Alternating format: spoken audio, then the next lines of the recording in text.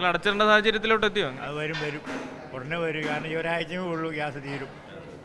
വീടുകളിലും വിഷയമാവും, എല്ലാ പ്രതിസന്ധിയാവും. സാധാരണക്കാരായ മനുഷ്യരാണ് വലിയ ബുദ്ധിമുട്ടിലാകാതെ.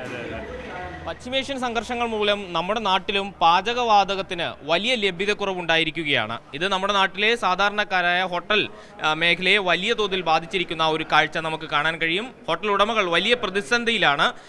വരും ദിവസങ്ങളിൽ പാചകവാതകം കിട്ടാനില്ലാത്ത ഒരു സാഹചര്യം ഉണ്ടാകും എന്ന് പറയുന്നു. ഇപ്പോൾ തന്നെയും വലിയ പ്രതിസന്ധി പാചകവാതക സിലിണ്ടറുകൾ എത്തിക്കുവാൻ നേരിടുന്നുണ്ട്. ഒരുപക്ഷെ ഹോട്ടൽ മേഖല വലിയൊരു പ്രതിസന്ധിയിലേക്ക് ഈ യുദ്ധത്തിന്റെ പശ്ചാത്തലത്തിൽ പോകുന്ന ഒരു കാഴ്ചയാണ് അല്ലേ? എങ്ങനെയാ ഇപ്പം സിലിണ്ടർ കിട്ടാനുണ്ടോ? തീർച്ചയായിട്ടും ഇന്ന് മുതൽ സിലിണ്ടറുകളെല്ലാം ലഭ്യത ഇല്ല എന്നുള്ള രീതിയിലാണ് അവർ അറിയിച്ചിരുന്നത്. ഗ്യാസ് ഏജൻസിയെല്ലാം ഹോട്ടലുകൾ തൊടുപുഴയിലെ 2-3 ഹോട്ടലുകൾ ഇപ്പോൾ അടച്ചു. ഇന്നും കൂടെ ഉണ്ടാവുള്ളൂ കാര്യമെന്ന് കൃത്യമായിട്ട് പറഞ്ഞിട്ടുണ്ട്. ഇന്ന് വിതരണം ഉണ്ടാവില്ല, ഇന്നലത്തോണ്ട് വിതരണം നിലച്ചു എന്നാണ് പറഞ്ഞേക്കണേ. ഇപ്പോൾ കേന്ദ്ര സർക്കാരിൻ്റെ ഓർഡറോടെ അറിയിട്ടുണ്ട്. ഹോട്ടലുകളിലെ എല്ലാം തന്നെ പ്രതിസന്ധിയിലാണ്. ഏകദേശം 80% ഹോട്ടലുകൾ ഗ്യാസിൽ തന്നെയാണ് ഓടുന്നത്. തട്ടുകടകൾ പോലും ഗ്യാസിലാണ് ഓടുന്നത്. ഒരു ദിവസം എത്ര സിലിണ്ടർ ആവശ്യം വേണ്ടി വരുമായിരിക്കും? ഏകദേശം സാധാരണ വലിയ ഹോട്ടലുകൾക്കൊക്കെ 10-15 ഒക്കെ സിലിണ്ടറുകൾ ആവശ്യമുള്ള ഹോട്ടലുകളുണ്ട്. പക്ഷെ അത് ഗ്യാസിൽ മാത്രം പ്രവർത്തിക്കുന്നവയ്ക്ക് അത് പക്ക ഇല്ലാണ്ട് ഓടാനും പറ്റില്ല. അതുകൊണ്ട് ഹോട്ടലുകൾ അടച്ചിടേണ്ട സാഹചര്യത്തിലേക്ക് പോവുകയാണ്.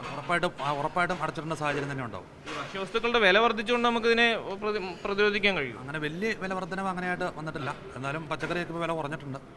ഏകദേശം അതുമായിട്ട് ബന്ധമില്ല. പക്ഷേ ഗ്യാസിന് ഭയങ്കരമായിട്ട് വില കൂടി. ബ്ലാക്ക് കിട്ടുന്ന 2500 വില. അപ്പോൾ ആ ഒരു 1890 ഇന്നലത്തെ വില. പക്ഷേ ഇപ്പം അല്ലാണ്ട് അവിടെ ഇവിടെ കിട്ടുന്നത് മാത്രം ഉപയോഗിച്ചുകൊണ്ട് നമുക്ക് മുന്നോട്ട് പോകാൻ സാധിക്കില്ല എന്തായാലും. ആ നിലയിലാണ് ഈ വലിയ പ്രതിസന്ധി ഉണ്ടായിരിക്കുന്ന ഏറ്റവും പ്രധാനപ്പെട്ട മറ്റൊരു കാര്യം കരിഞ്ചന്ത വ്യാപകമായിരിക്കുന്നു എന്നുള്ളതാണ്. ബ്ലാക്കിലും മറ്റും സാധനങ്ങൾ കിട്ടുന്ന സാഹചര്യമുണ്ട്, പക്ഷേ കടുത്ത വില നൽകണം. ഇതിൽ വലിയ പ്രതിസന്ധിയിലാകുന്നത് ഈ ഹോട്ടലുകളിൽ നിന്ന് ഭക്ഷണം കഴിക്കുന്ന സാധാരണക്കാരായ ആളുകളാണ് എന്നുള്ളതാണ്. ചേട്ടാ, എങ്ങനെയാണ്? വലിയ പ്രതിസന്ധിയാണല്ലോ ഉണ്ടായിരിക്കുന്നത്. നമ്മളെ ഹോട്ടൽ മേഖലയെ ബാധിക്കുന്നത് സാധാരണക്കാർക്കും പ്രതിസന്ധിയായിരിക്കില്ലേ? എല്ലാവർക്കും ബാധിക്കുമല്ലോ. ഹോട്ടലിന് പ്രത്യേകിച്ച് ബാധിക്കും. നമ്മുടെ ഹോട്ടൽ ഉടമയാണ്, ഹോട്ടലിൽ പ്രത്യേകം ബാധിക്കും. നമ്മൾ ഹോട്ടൽ അടച്ചിടേണ്ട സാഹചര്യത്തിലോട്ട് എത്തിയോ? അത് വരും ഉടനെ വരും. കാരണം ഈ ഒരാഴ്ചയേ ഉള്ളൂ ഗ്യാസ് തീരും. വീടുകളിലും വിഷയമാവും, എല്ലാ പ്രതിസന്ധിയാവും.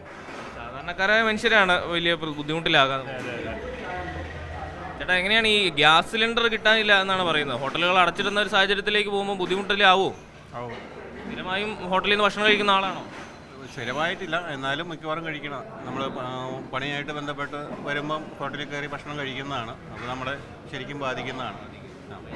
ഹോട്ടലുകൾ അടച്ചിടും അടുത്ത ദിവസങ്ങളിൽ നിന്നാണ് പറയുന്നത്. അങ്ങനെ വരുമ്പോൾ നമ്മുടെ നിർമ്മാണ മേഖലയെല്ലാം മൊത്തത്തിൽ സംഭവിക്കും. എന്നാന്ന് വെച്ചാൽ നിർമ്മാണ മേഖലയിലേക്ക് നിങ്ങൾ ഇറങ്ങി വന്നെങ്കിൽ ഞങ്ങൾക്ക് ഹോട്ടലിൽ നിന്നൊക്കെ ഭക്ഷണം കഴിക്കാതെ സാധിക്കില്ല. അപ്പോൾ അങ്ങനെ വരുമ്പോൾ സ്വാഭാവികമായിട്ടും ഉണ്ടാവും.